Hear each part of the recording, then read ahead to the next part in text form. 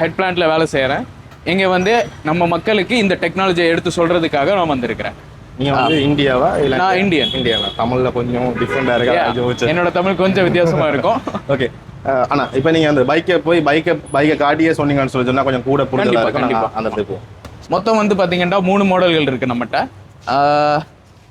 75 kilometre போகிற மாதிரி model ஒன்று இருக்குது. அது போக அடுத்த 2 மாடல்களும் 100 கிலோமீட்டர் பாவிக்கலாம். எந்தெந்த பைக் வந்து இல்லது ஒரே பைக் தான்? உள்ள இருக்கிற பேட்டரி உள்ள இருக்கிற பேட்டரியினுடைய அளவு தான் வித்தியாசம். இல்லை, டிசைன் எல்லாம் உண்டு. டிசைன் எல்லாமே உண்டு. நீங்கள் பார்க்கலாம், இது எல்லாமே ஒரே மாதிரி தான் இருக்கும். பார்த்தீங்கன்னு சொல்லிச்சுன்னா இந்த பைக் எல்லாம் பார்க்குறது வந்து ஒரே மாதிரியே இருக்கும். அது கிட்டத்தட்ட 4-5 கலரில் இந்த பைக் வந்து இருக்குது.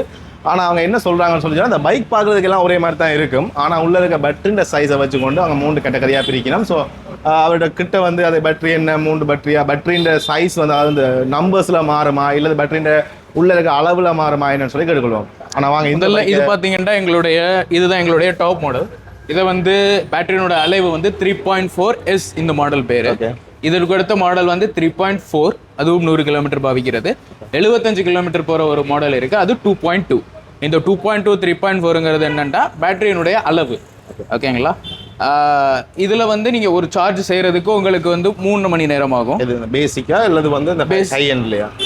எல்லாம் இந்த 100 கிலோமீட்டர் போகிற வண்டிகள் இரண்டுமே உங்களுக்கு 3 மணி நேரம் சார்ஜ் போடுற மாதிரி வரும். ஓகே. 3 மணி நேரம்ங்கிறது 20-15% நீங்கள் போட்டிங்கன்னா உங்களுக்கு 100% வர்றதுக்கு 3 மணி நேரம் ஆகும்.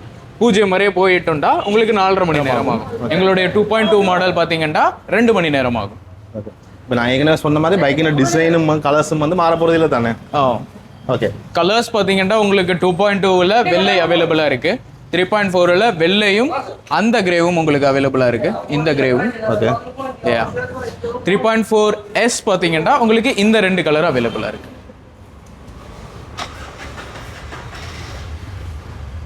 ஓகே.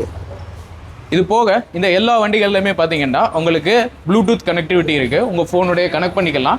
கனெக்ட் பண்ணிக்கொண்டு உங்களோட ஸ்பீடு எவ்வளோ போயிட்டுருக்கு, இப்போ உங்களோட தவிர வேறு ஒருவர் யாரோ வண்டி ஓட்டுறாங்கன்றாலும் எங்கே இருக்காங்க, என்ன ஸ்பீடில் ஓட்டுறாங்க, எவ்வளவு சதவீதம் சார்ஜ் இருக்குங்கிறது வரையே எல்லாமே நீங்கள் கண்டுக்கலாம்.